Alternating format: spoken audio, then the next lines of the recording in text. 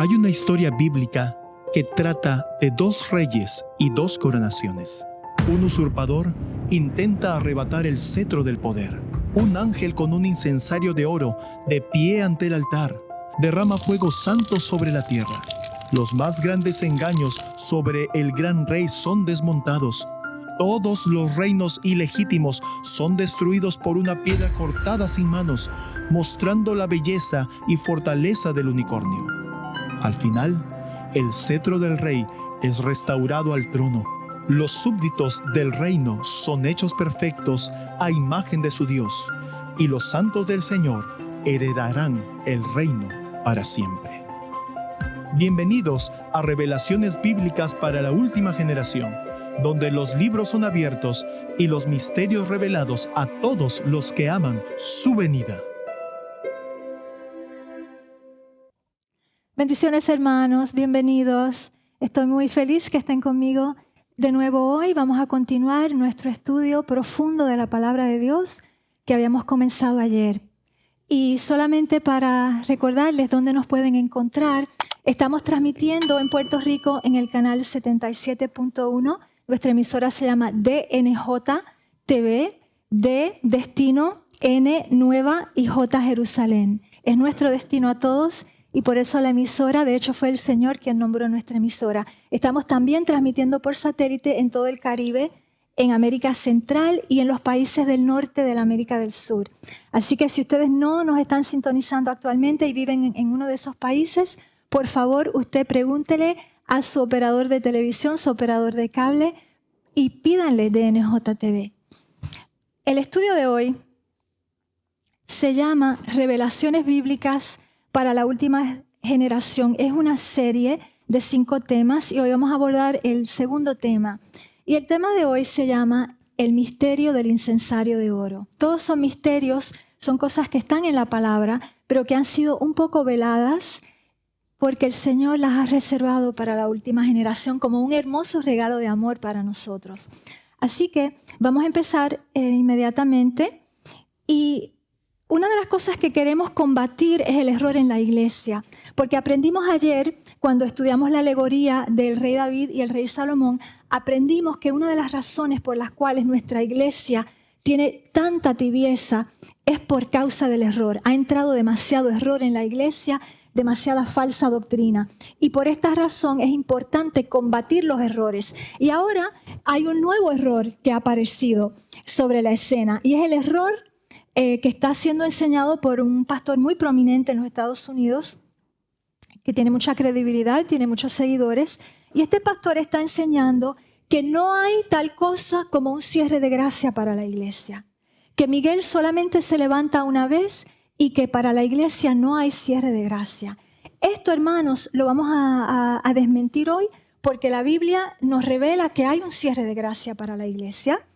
La palabra nos habla claramente de todo esto y es lo que vamos a explorar en esta mañana, además de otras 2 cosas que habíamos dicho ayer, que íbamos a demostrar también. La literalidad del número 144,000 lo vamos a demostrar en esta mañana, y también vamos a ver cuál es la diferencia entre la lluvia temprana y tardía y cuál es el propósito muy especial de la lluvia tardía. Así que vamos a comenzar con el tema del cierre de gracia. La Biblia es clara. El juicio comienza por la casa de Dios. Quien comienza, termina. Autor, consumador.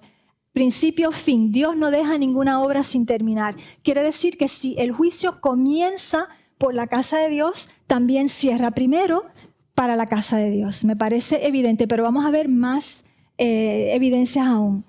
Nuestro tema, central, nuestro texto, central de esta mañana se encuentra en Apocalipsis 8. Y es un texto un poco enigmático y que ha sido interpretado de una manera por todos nuestros teólogos y es correcta la manera en que ha sido interpretada. Pero hay otro nivel también de verdad que está un poco oculto y que hoy lo vamos a poner a la luz. Voy a leer, por favor, si están equipados con sus Biblias, por favor, abran sus Biblias, Apocalipsis 8, y vamos a leer de Apocalipsis 8, versículo 1 hasta el versículo 6. Y la palabra de Dios dice, y vamos a orar una vez más antes de comenzar a abrir la palabra de Dios. Amantísimo Padre, en esta hora, nuestro Señor, tú estás con nosotros. Te pedimos una unción muy especial de tu Espíritu Santo sobre esta palabra, Señor, que nos aprestamos a leer.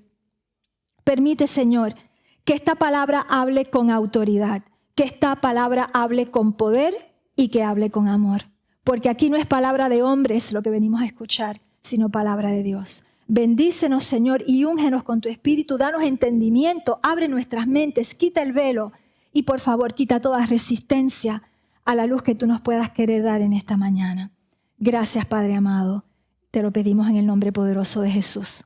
Amén. Ok, la palabra de Dios dice, cuando abrió el séptimo sello, se hizo silencio en el cielo como por media hora. Y vi a los 7 ángeles que estaban en pie ante Dios, y se les dieron 7 trompetas. Otro ángel vino entonces y se paró ante el altar con un incensario de oro, hermosísimo, y se le dio mucho incienso para añadirlo a las oraciones de todos los santos sobre el altar de oro que estaba delante del trono. Y de la mano del ángel subió a la presencia de Dios el humo del incienso con las oraciones de los santos. Y el ángel tomó el incensario y lo llenó del fuego del altar y lo arrojó a la tierra. Dice el texto, y lo arrojó a la tierra. Y hubo truenos y voces y relámpagos y un terremoto. Y los 7 ángeles que tenían las 7 trompetas se dispusieron a tocarlas. Hermanos, a mí este texto me incomodaba y les voy a decir lo que me incomodaba. Yo veía aquí una contradicción que me parecía, no podía reconciliar esta contradicción. Que un ángel santo, un ángel de Dios, que estuviera parado frente al altar, que está frente al trono, pudiera arrojar un objeto tan sagrado como el incensario de oro, que entra al lugar santísimo una sola vez en el año, que ese ángel pudiera arrojar eso tan sagrado a la tierra, por suelo. Y yo decía, no entraba en mi mente. Y siempre me incomodaba muchísimo. Cuando algo nos incomoda tenemos que ir a indagar. ¿Y qué sucedió? Que cuando fui palabra por palabra tratando de descifrar esto, ¿cómo que arrojó? No es posible. Cuando buscamos en el texto original, la palabra original en griego, que ha sido traducida como arrojar, nos apercibimos de que tiene otros significados que me parecen más pertinentes para este texto. Quiere decir, por ejemplo, hablando de un flujo, sí quiere decir arrojar. Sí, los traductores en cierto sentido tenían razón, es una traducción posible, legítima, pero más apropiado sería derramar. Eventualmente colocar, pero más apropiado derramar o dejar caer o hacer caer. Porque en realidad la acción que está siendo descrita aquí, que ha sido traducida como arrojar, es derrama el incensario. ¿Qué es lo que está derramando? Está derramando aceite, está derramando fuego santo. Eso es lo que realmente está sucediendo en esta escena que estamos viendo en el santuario. Así que ya inmediatamente eso retira un velo de oscuridad. Ya podemos empezar a entender más acertadamente de qué se trata. Ahora, estudiamos ayer que la Biblia está llena de pasajes paralelos, es decir, el Señor nos da un testigo, segundo testigo, tercer testigo, y comparando pasajes paralelos, comparando lo espiritual a lo espiritual, el Espíritu Santo nos abre grandes verdades, ¿no? Vamos a hacerlo ahora. Hay diferentes elementos. Hay media hora de silencio. Hay 7 ángeles con 7 trompetas. Hay un incensario con fuego, aceite y oraciones, un incensario de oro con fuego y aceite. Me detengo ahí. Hay oración, las oraciones de los santos, se nos habló, y hay también terremoto, hay truenos, relámpagos, hay manifestaciones, fenómenos naturales también. Así que todo esto está presente en este texto. Estos son los elementos que nos van a permitir a nosotros conectar, buscar pasajes paralelos. ¿Qué otros pasajes en la Biblia contienen estos elementos? Y vamos a identificar de esa manera pasajes paralelos que nos van a abrir entonces más comprensión para este texto. Cuando en la Biblia vemos manifestaciones tales que fuego, vemos tierra, la tierra que se sacude, voces, relámpagos, truenos, típicamente, ¿qué está sucediendo? Dios está presente sobre la tierra. En Éxodo 19, el Padre y el Hijo descienden sobre el monte Sinaí para dar la ley en Éxodo 20, y en Hechos 2 y 4 el Espíritu Santo se derrama de manera poderosa sobre los apóstoles, también con manifestaciones sobrenaturales. Así que estamos bien en un contexto donde se nos están dando indicios poderosos de que cuando se derrama el incensario y hay todas estas manifestaciones naturales, es porque la presencia de Dios va a estar en la tierra. Quiere decir que lo que se está derramando de ese incensario, de alguna manera, es el Espíritu de Dios lo que se está derramando. Así que ustedes ven que ya vamos a poder comprender mejor. Vamos a ver ahora, y tal vez esta sea la parte tal vez más nueva para ustedes, que hay un doble cumplimiento de este pasaje. Ahora yo les voy a invitar a aquellos que tienen sus Biblias, es más fácil verlo en la Biblia, pero si tienen sus dispositivos también. Estábamos en Apocalipsis 8. Si ustedes van marcha atrás, ven que antes de Apocalipsis 8, pues viene Apocalipsis 6 y luego viene Apocalipsis 7. Hay una continuidad en la Biblia, ¿no? Incluso en Apocalipsis, donde se dice que está todo un poquito mezclado, que no hay una cronología clara, pero sí, en cierta manera, hay una cronología. Lo que nosotros vamos a ver es que la escena entera que hemos leído, Apocalipsis 8, versículo 1 al versículo 6, el pasaje que leímos al comenzar, ese pasaje tiene un doble cumplimiento, y lo vamos a ver ahora. La escena entera se juega 2 veces y la lluvia se derrama 2 veces. ¿Qué precede? ¿Cuáles son las cosas que preceden a lo que sucede, la escena que hemos visto en Apocalipsis 8? En su primer cumplimiento, lo que viene inmediatamente antes es Apocalipsis 7, que es el contaje de los 144,000. Ese es el primer cumplimiento. Y en su segundo cumplimiento, lo que precede a este pasaje es la secuencia de los 7 sellos. Y el texto en Apocalipsis 6 se detiene en el 6º sello, en el cual, dicho sea de paso, todavía estamos viviendo. El 6º sello no se ha terminado. Y entonces, ¿qué termina en esa secuencia de Apocalipsis 6? Termina con la media hora de silencio en el cielo, la cual es el 7º sello. Así que vamos a continuar. Ustedes van a ver que esto se va a aclarar. Nosotros aprendimos ayer, a través de la alegoría del rey David y del rey Salomón, aprendimos que Jesús, por extrapolación, no por paralelismo, por simetría, de igual manera como Salomón fue ungido rey 2 veces, Jesús será ungido rey 2 veces. Ese ungimiento de Jesús como rey todavía no ha tenido lugar. Y Jesús, lo aprendimos en la analogía, pero lo vamos a confirmar aquí en Apocalipsis, es ungido poco tiempo después de la ley dominical nacional en Estados Unidos, y luego se van a desarrollar los 1260 años de persecución, y al final, cuando cierra la gracia para el mundo, el número de los súbditos del reino de Dios está completado, se hace la proclamación, la gran proclamación del reino a la 7ª trompeta, y ahí Jesús es ungido por segunda vez definitivamente, y en ese momento Jesús se sienta en el trono. Eso fue lo que vimos ayer. Y esto lo vamos a confirmar ahora en estos pasajes en Apocalipsis. Así que vemos Jesús ungido poco después de la ley dominical, y luego después del decreto de muerte al final.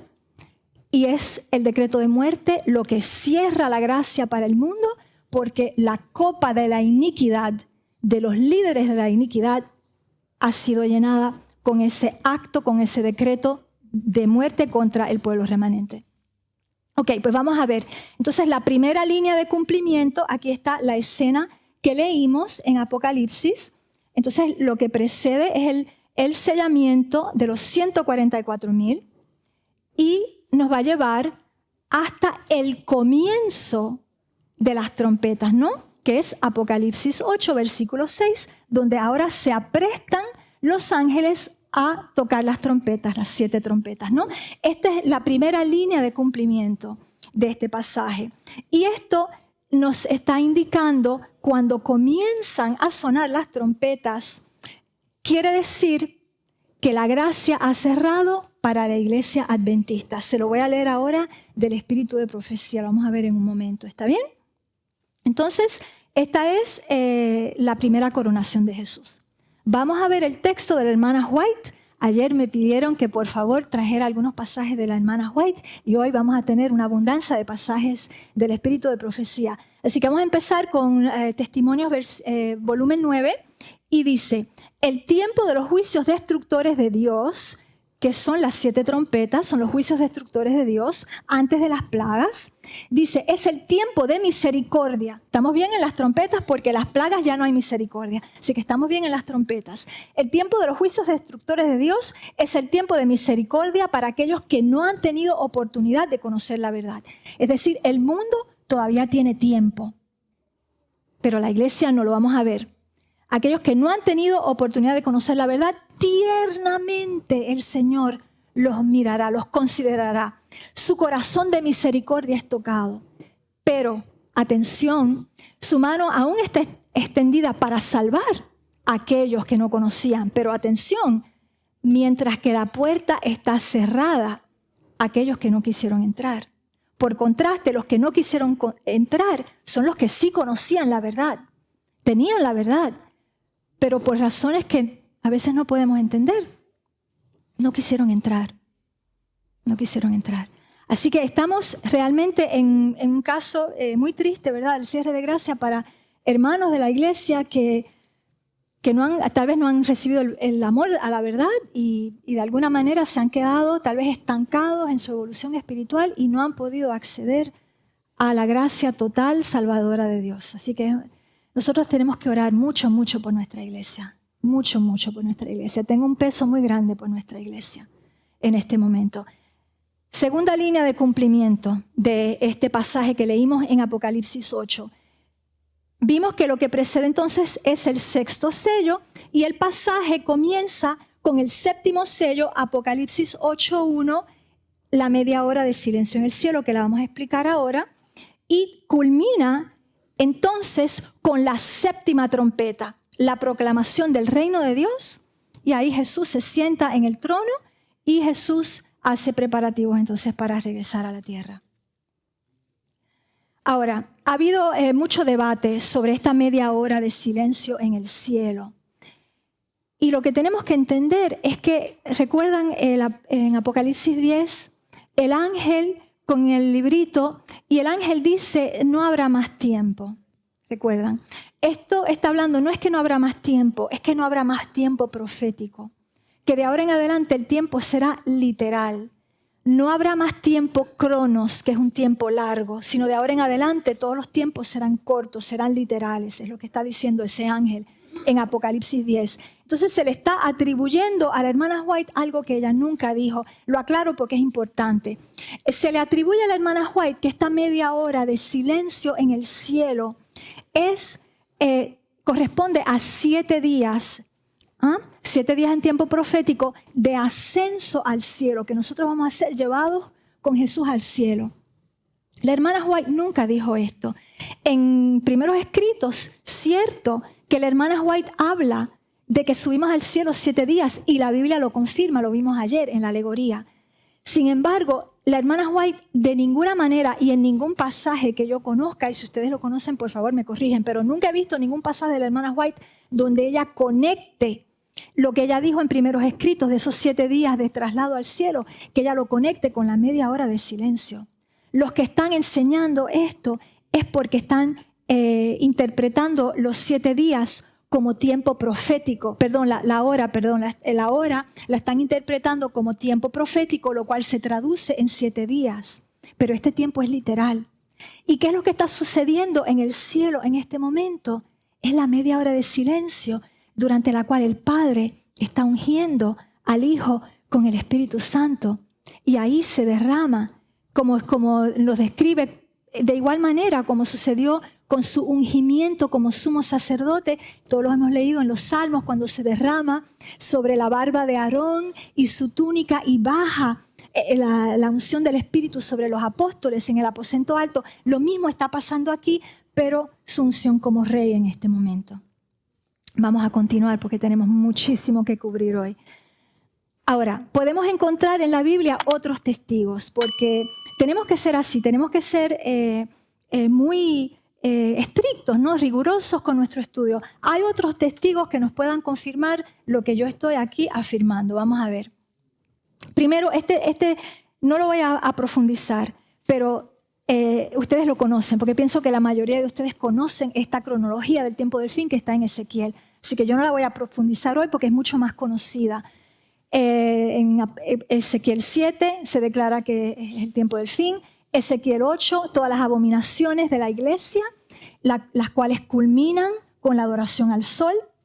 Luego en Ezequiel 9, el zarandeo en la iglesia, sellamiento de aquellos que son hallados fieles. Y finalmente, en el capítulo 10 de Ezequiel, el ángel del sellamiento, el hombre que estaba vestido en lino, que no es otro sino Jesús, ese hombre vestido de lino, ahora va a derramar un incensario lleno de fuego sagrado. No, me parece que él coge fuego sagrado del incensario que está entre las manos de los ángeles. Él se sirve de ese fuego sagrado y viene y lo derrama sobre Jerusalén. No sobre los muertos. Ha habido muchos muertos, no. El Señor no derrama fuego santo sobre los muertos, sino los vivos, aquellos que fueron hallados aceptos, aquellos que fueron sellados por el ángel. Estos van a recibir el fuego sagrado. Yo les invito a leer estos pasajes en Ezequiel, son hermosos. Vamos a continuar. Ahora lo que quiero mostrarles es el asunto de la literalidad de los 144,000. Esto es, yo sé que puede sorprender, entiendo que puede sorprender y que sin duda que hay argumentos válidos también para presentar que es un número simbólico. Yo pienso que la Biblia es clara que hay dos grupos, que hay un grupo contado y un grupo que no puede ser contado porque es una gran muchedumbre de santos que son redimidos, ¿no? Pero hay un contaje, nuestro Dios sabe contar. Y yo pienso que cuando Dios nos da un número, son números literales. Yo siempre los tomo. La regla de interpretación es se toma el pasaje como literal a menos que haya evidencia de que hay muchos símbolos. Y entonces sí, lo vamos a tomar de primer plano, simbólico, pero si no, se toma literal. Yo tomo el número como literal. Les voy a explicar por qué. Y vamos a ver la simetría y el paralelismo con los 12 apóstoles. ¿Qué sucedió antes de que se derramara el Espíritu Santo en el capítulo 2 del libro de Hechos? ¿Qué sucede justo antes en Hechos capítulo 1? Lo que sucede es que ellos están allí reunidos, todos en un solo, todos acordes, en un solo corazón, unidos, orando fervientemente. ¿Y qué dice Pedro? Que hay que reemplazar a Judas. En ese momento ellos eran 11. Y Jesús les había dicho, no salgan hasta que reciban poder del cielo. Pero el Señor movió a Pedro. Tenían que ser 12. El número era literal y era importante. Había un contaje. Les voy a demostrar en el texto mismo, dice. Esto es Pedro hablando.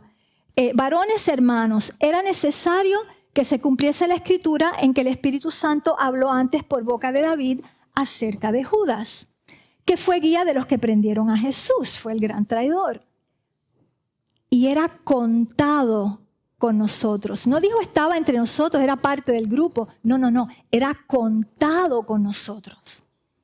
En la Biblia cuando se usan palabras, cada palabra de Dios viene cargada de significado y está ahí para que la tomemos en cuenta. Y luego, más tarde en el texto, al final del texto, se nos dice que los apóstoles entonces echaron suertes para escoger quién iba a ser el reemplazante de Judas, y la suerte cayó sobre Matías y fue contado con los 11. Y ahora el contaje, 12. Así que ven, hay un paralelismo. ¿Qué sucede luego entonces en Hechos 2? Se derrama el Espíritu Santo porque tenían que ser 12. El número es literal y es importante. Y es igual el ejército de las 12 tribus de Israel, simbólicas del tiempo del fin. Yo pienso que efectivamente hay un simbolismo de las tribus y hay hermanos que han interpretado la secuencia de los nombres, porque saben que la secuencia de los nombres de las 12 tribus, como son nombradas en Apocalipsis 7, no, es diferente de todas las otras menciones en la Biblia. Y cada nombre tiene significado. No vamos a entrar hoy en ese detalle. Pero hay una razón por la cual fueron nombrados en el orden, la secuencia en la cual fueron nombrados, tiene significado. Y entonces, una vez que son sellados, vamos a ver en el capítulo siguiente, que fue la escritura que leímos, entonces se va a derramar el Espíritu Santo, el incensario de fuego va a ser derramado y va a caer el fuego sagrado sobre aquellos que han sido sellados. Pero esa unción, lo quiero aclarar ahora, esa unción de Apocalipsis 8 es la lluvia. Ahí sí que se derrama la lluvia. Los 144,000 van a recibir la lluvia junto con todos los que serán hallados fieles a Dios en la prueba del sábado. Así que no son solamente los 144,000 que reciben la lluvia, no. Todo el pueblo de Dios que es hallado fiel, todo el pueblo de Dios que obtiene la victoria sobre la bestia y su marca y su número y su nombre, todo ese pueblo santo va a recibir la lluvia. Y vamos a hacer equipo, todo el mundo juntos, vamos entonces a ir a terminar la obra. Los 144,000 es una unción especial para la misión que ellos tienen, pero no confundamos los dos eventos. Unción de los 144,000 es diferente al derramamiento de la lluvia. Cada unción del cielo tiene un propósito diferente. Eso lo vamos a seguir profundizando hoy. Ahora, hay un pasaje paralelo que es aún más asombroso. Tenemos que acelerar un poquito porque hay muchas cosas que queremos ver. Pero hay otro pasaje paralelo en la Biblia, paralelo a Apocalipsis 8, y es hermosísimo. Y lo vamos a ver, tiene que ver con el nacimiento de Jesús. En Lucas 1, el ángel Gabriel le anuncia al sacerdote Zacarías, que estaba en el santuario, estaba ejerciendo su sacerdocio en esa tarde, y el ángel le anuncia que él va a tener un hijo, que va a caminar en el poder y la autoridad y el espíritu de Elías. Y entonces el ángel, ¿verdad?, empieza a entrar en detalles, ¿no? Pero lo que nos interesa aquí, lo que estamos viendo aquí es que hay los mismos elementos que habíamos visto: santuario, incienso, incensario, oraciones. El pueblo está afuera orando a la hora del incienso. Él está de pie frente al altar del incienso. Hay un ángel en todo esto. Y entonces el ángel le anuncia, ustedes se acuerdan de la historia, como él tuvo algunas dudas porque ¿verdad? Como Abraham y como Sara, pues él y su esposa pues estaban muy avanzados en años, así que él tuvo una pequeña duda. El ángel pues los reprendió y por eso su boca estuvo sellada hasta allá al final cuando nace Juan el Bautista. Pero ven cómo es el hijo que va a nacer.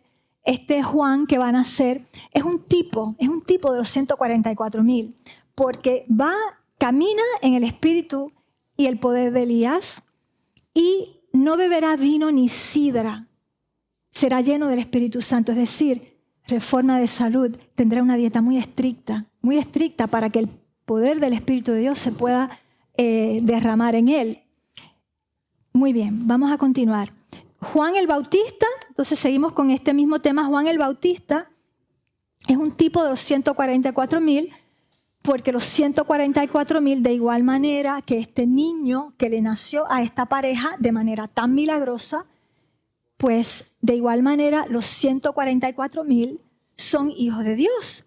Esta es la base del Evangelio, ¿no? Somos hijos de Dios. Una vez que aceptamos la salvación por Jesús y nacemos de nuevo en el Espíritu, no nacemos por la carne ni nacemos por el deseo de los hombres, nacemos en el Espíritu y nacemos de Dios y somos hijos de Dios. Los 144,000 pues son, vamos a decir, son el cumplimiento, en cierto sentido son el tipo del antitipo, que es Juan el Bautista, y también los 144,000 son ellos, a su vez, tipo de Jesús, ¿no? Jesús es el gran tipo, entonces los 144,000, pues se supone que aquellos que son ungidos, 144,000, van a llevar a reflejar la perfección de carácter de Jesús. Ese es el objetivo de esa unción especial que ellos reciben. Y eso es lo que vamos a profundizar. Lo interesante en la historia, para confirmar el punto que les dije antes, de que la lluvia se derrama sobre todos, es que el Espíritu Santo se derrama también sobre Elizabeth, la mujer. Es decir, la iglesia. No son únicamente los 144,000 que reciben la lluvia. La iglesia también lo recibe. Y también tenemos un segundo testigo en María. Cuando el ángel se aparece a María, me parece que lo vamos a ver. Sí, vamos a verlo aquí. El Espíritu Santo se va a derramar también sobre María. Segundo testigo de que el fuego del Espíritu Santo se derrama también sobre la iglesia. Así que lo que es interesante en todo este pasaje, ven que estamos en Lucas al comienzo de la vida de Jesús, pero ven cuántos paralelismos estamos hallando aquí. Y vemos en este pasaje cuando el ángel Gabriel viene a anunciarle a la Virgen María de que va a tener un hijo y que este hijo es el esperado Mesías, el Salvador del mundo. Estamos encontrando aquí una proclamación. Vemos aquí una proclamación del reino, porque el ángel Gabriel dice, este será grande, llamarás a su nombre Jesús, este será grande y será llamado Hijo del Altísimo, y el Señor Dios le dará el trono de David su padre, y reinará sobre la casa de Jacob para siempre, es un reino eterno, y su reino no tendrá fin. Así que encontramos aquí otra proclamación del reino. Así que estamos bien, ven, estamos confirmando por pasajes paralelos todo lo que estamos diciendo. Ahora, este punto solamente lo voy a evocar, no lo vamos a profundizar, pero para dejar la semilla con ustedes, lo que es interesante es que en Lucas capítulo 2 hay también un decreto.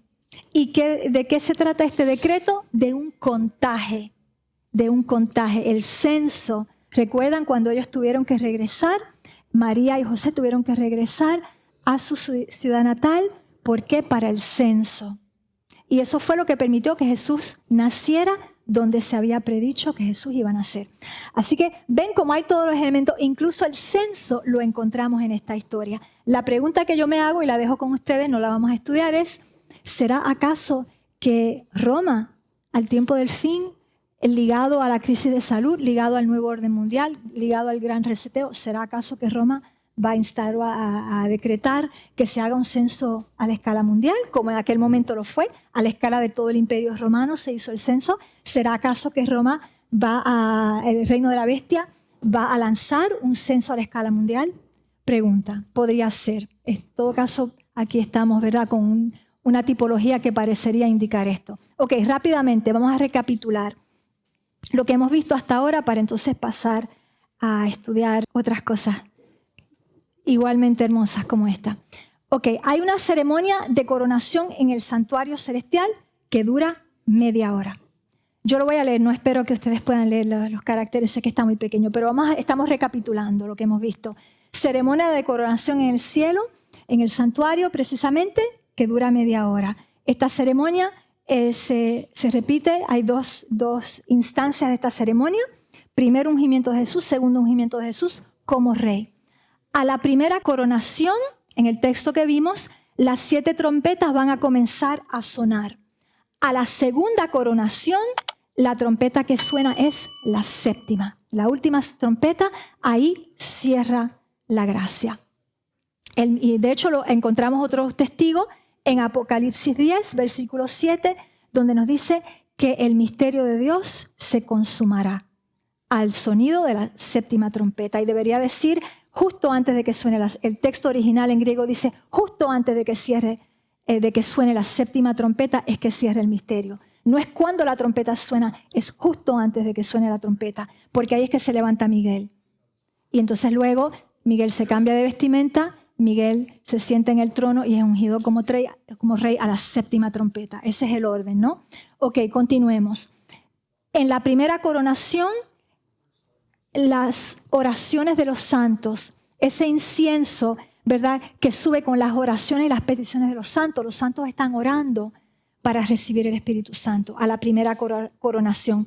A la segunda coronación definitiva de Jesús, los santos están orando ¿para qué? Liberación del decreto de muerte, porque el decreto de muerte viene de ser pronunciado y los santos están en oración ferviente al Señor. Señor, sálvanos, porque si no nos salvas vamos a morir, porque el decreto de ley para condenar con muerte a los hijos de Dios habrá sido emitido, ¿no? Ok, la unción de la lluvia temprana se derrama sobre todos los fieles que vencen en la prueba de la ley dominical. La lluvia es dada ¿con qué propósito? La lluvia temprana es dada con el propósito, como con los apóstoles, de terminar la obra del Evangelio eterno y del mensaje de los 3 ángeles. La lluvia temprana tiene ese propósito, diferente a la lluvia tardía. Llenar la tierra con la gloria de Dios, predicar el mensaje de los 3 ángeles, sobre todo el segundo y el tercer ángel, llamar los cautivos a que salgan de Babilonia, denunciar la marca de la bestia. Ese es el propósito de la lluvia temprana. Llevar el mensaje a todo pueblo, tribu, lengua y nación.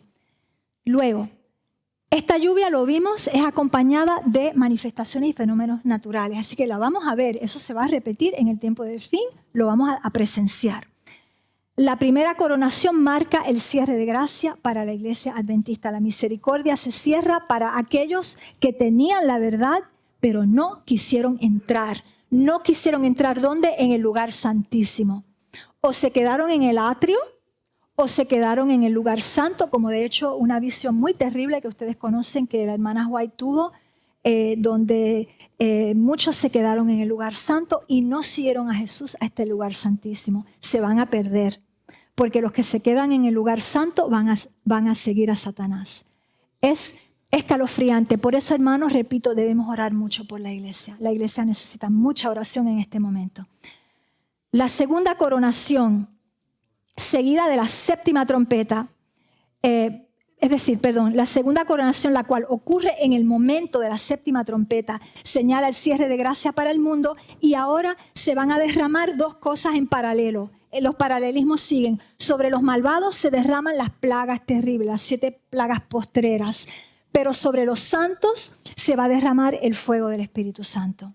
Así que paralelo, terrible para unos, glorioso para otros, y nosotros esperamos estar en el grupo de la gloria del Señor. Muy bien. Y esta lluvia tardía, ¿para qué nos va a preparar?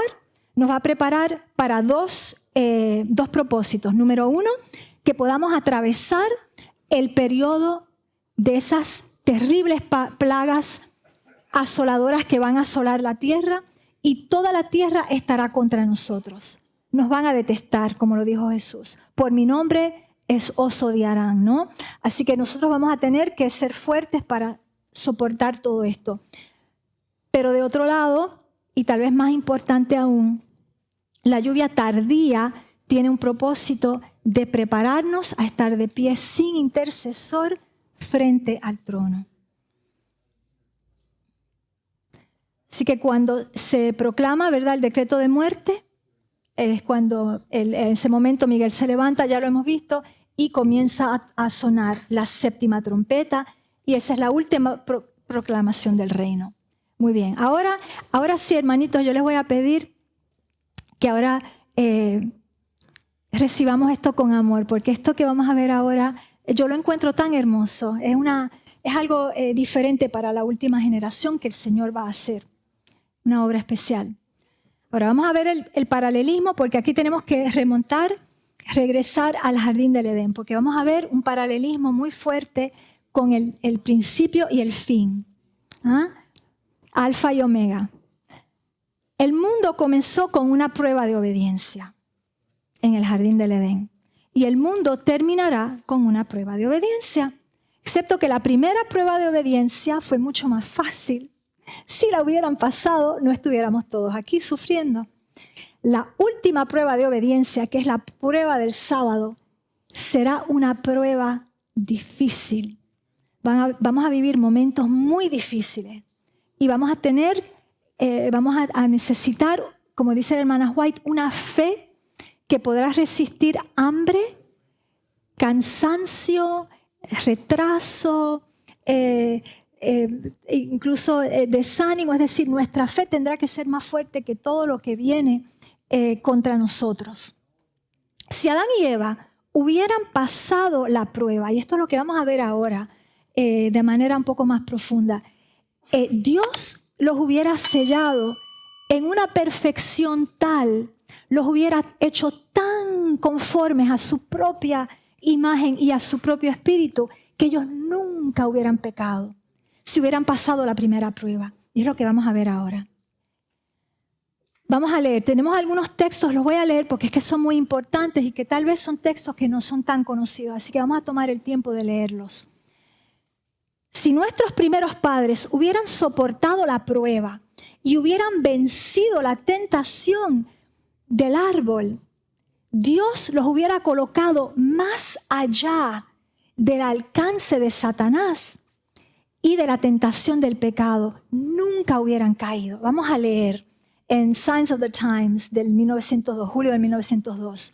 La hermana White dice, en el principio Dios colocó al hombre bajo ley como condición indispensable de su existencia misma. Nadie puede vivir sin ley. Estaba sujeto al gobierno divino y no puede haber gobierno sin ley. Estamos claros, nuestra iglesia vino a vindicar la ley de Dios. Para eso fuimos levantados como iglesia.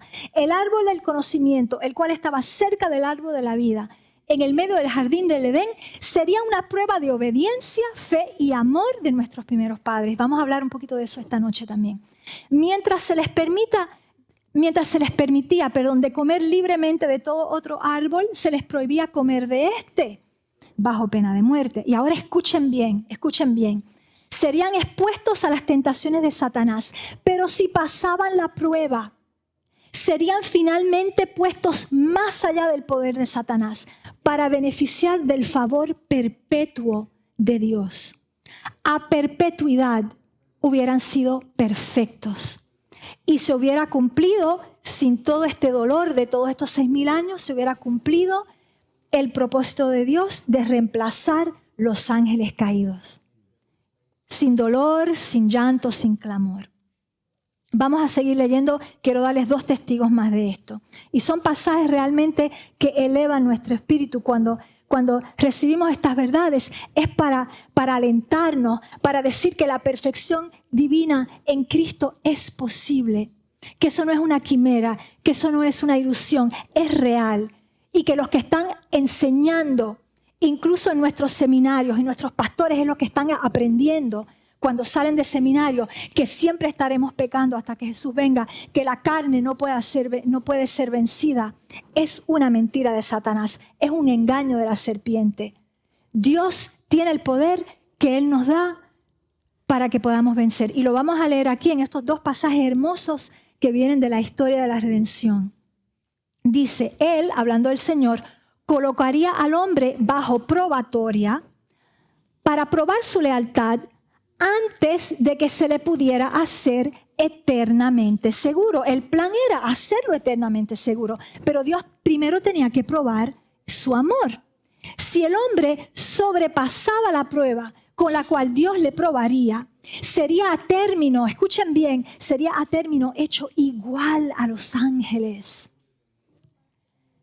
Tendría el favor de Dios y podría conversar con los ángeles y ellos con él. A Dios no le pareció justo colocarlos más allá del poder de la desobediencia. Es decir, Dios tenía que probarlos. Él los pudo haber colocado más allá de la desobediencia, pero Dios no quiere manipular, no quiere dominar, no es por dominio, no es por la espada, no es por la obligación, es por amor. Es por amor y Él tenía que probar su amor. Y fue lo que sucedió. Segundo testigo, también historia de la redención, pero Dios escogió en sus arreglos perfectos y sabios probar su lealtad antes de hacerles eternamente seguros. Tendrían su favor y Él conversaría con ellos y ellos con Él. Mas, sin embargo, no colocó la maldad fuera de su alcance. respetó su libre albedrío que Él les había dado. A Satanás se le permitiría tentarles. Si salían victoriosos de la prueba, estarían en gracia perpetua, en favor perpetuo con Dios y con los santos ángeles. Qué hermoso. Ese es nuestro destino. Es que es eso a lo cual vamos. Y esa es la promesa para esta generación. Porque Dios se va a glorificar en la generación más caída, más tocada, contaminada por el pecado, más debilitada por los 6,000 años de tribulación, de todas las atrocidades que han sucedido en esos 6,000 años, las marcas, las cicatrices, las deformaciones, las desfiguraciones incluso físicas. Todo eso, en esta generación es que el Señor se va a glorificar. Amén. A fin de terminar el plan de salvación, Dios nos tiene que llevar más allá de donde estaban Adán y Eva cuando cayeron. Más allá de donde estaba Lucifer cuando cayó. Si Lucifer estaba al lado del gran rey y Lucifer recibía, ¿verdad? Estaba inundado de la gloria del Señor. No era su gloria propia, era la gloria de Dios que se reflejaba sobre él. Y aún así Lucifer cayó y Adán y Eva cayeron. Quiere decir que para terminar la obra y que se termine el pecado en el universo, Dios tiene que colocarnos más allá de donde llegaron Adán y Eva. ¿Están conmigo? Esa es la importancia que tiene esta generación. Esta es la importancia que tiene el pueblo remanente. Y esa es la obra de los 144,000, es de que puedan llegar a esa perfección. Pero todos aquellos, Dios no pone límites, todos aquellos que quieran llegar a esa perfección, Dios se los va a acordar. Dios nos va a dar el poder. La lluvia tardía sellará a la última generación en una santidad perfecta de la cual nunca jamás podremos caer. A mí esas palabras me estremecen porque ese es el plan de Dios. Esa es la belleza del plan de salvación. Esta es la poderosa promesa dada a la última generación. Seremos establecidos y sellados en la perfección. Vamos a leerlo en 1 de Pedro 5, versículo 10. Aunque fue el único texto de la Biblia, porque hemos visto mucha Biblia, quería dar más tiempo al espíritu de profecía, pero la Biblia está llena de promesas de perfección, de instrucciones. Abraham camina perfecto delante de mí. Desde el Edén el Señor está pidiendo perfección porque lo que Él manda, Él habilita. Cuando Él da una orden, Dios da el poder para cumplirla. Vamos a leerlo, 1 de Pedro 5:10. Mas el Dios de toda gracia, que nos llamó a su gloria eterna en Jesucristo, después que hayáis padecido un tiempo, es decir, el sufrimiento es parte de la ecuación. Así que el que piense que vamos a lograr todas estas cosas sin corona de espinas, o sin sufrimiento, o sin cargar una cruz, entonces esto no es para ustedes. Porque la cruz es segura. La cruz es segura. Y el sufrimiento y las lágrimas garantizadas. Esto será un valle de lágrimas. Ya empezó. Y hasta el final esto va a ser un valle de lágrimas. Pero al final, una victoria muy hermosa. Así que el Señor no solo terminará su obra en nosotros para perfeccionarnos, sino que nos va a establecer. Ustedes ven el proceso. Primero nos perfecciona, luego nos afirma, luego nos fortalece y luego nos establece. Es un proceso. Y el ingrediente secreto, tristemente, el sufrimiento, la aflicción, el padecimiento como Jesús. Pero al final estaremos tan establecidos en esa verdad, estaremos tan establecidos en esa santidad de que nunca más seremos movidos. Cuando Dios nos haya sellado en nuestras frentes, no podemos ser movidos, nunca jamás. Tan pronto como el pueblo de Dios será sellado sobre sus frentes, no es un sello o marca visible, sino ser establecidos en la verdad. Es decir, no, sí, yo lo escuché, esa predicación muy interesante, sí, yo la escuché, sí, he oído hablar de eso.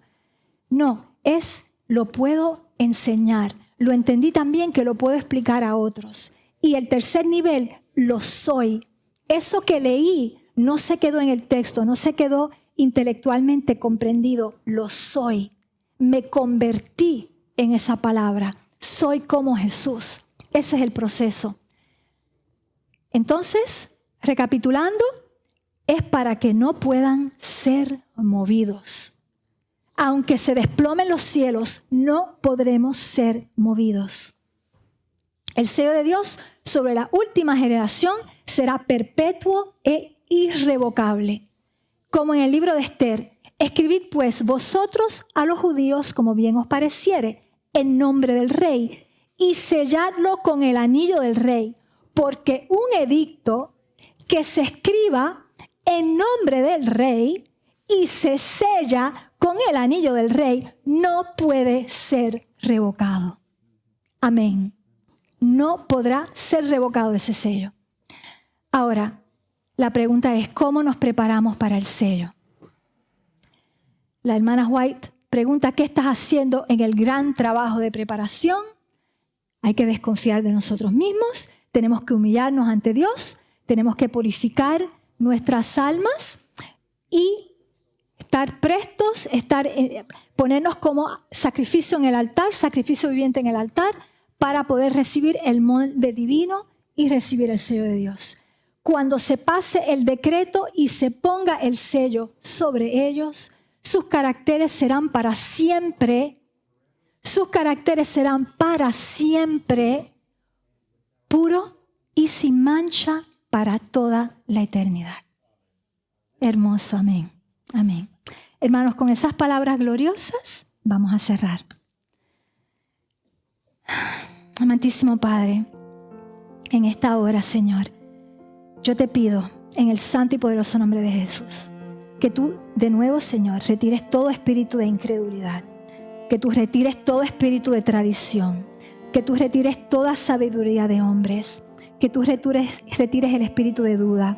Padre amado, que tú retires toda resistencia, toda obstinación y que nosotros podamos abrirnos, Señor, abrir nuestros corazones, abrir nuestras mentes, desaprender todo lo que hemos aprendido que es falso y estar henchidos de tu verdad, porque solamente la verdad santifica.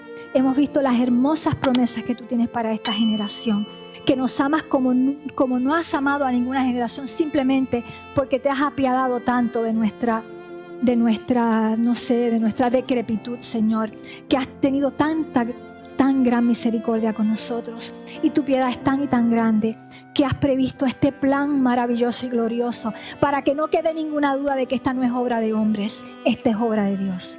Termina por favor la obra en nosotros y séllala eternamente, Señor, para tu gloria. Te lo pedimos en el nombre santo de Jesús. Amén. Vi un cielo nuevo y una tierra nueva, porque el primer cielo y la primera tierra pasaron, y el mar ya no existía más. Y yo, Juan, vi la santa ciudad, la nueva Jerusalén, descender del cielo de Dios, dispuesta como una esposa ataviada para su marido.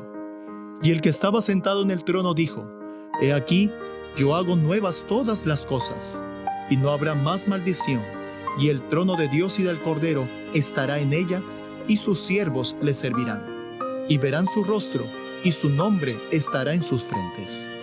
Gracias por habernos acompañado durante Revelaciones Bíblicas para la Última Generación, una producción de DNJ TV.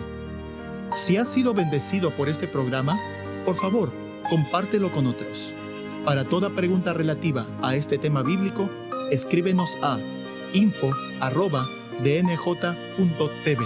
Para más información, visítenos en la web a dnj.tv.